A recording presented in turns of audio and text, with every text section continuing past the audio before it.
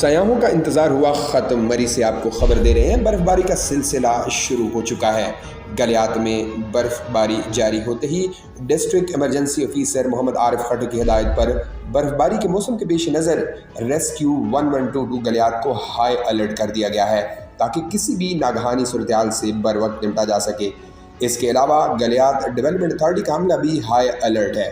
Report کر رہے ہیں سردار افتخار نتھیا گلی سے۔ جی افتخار بتائیے گا۔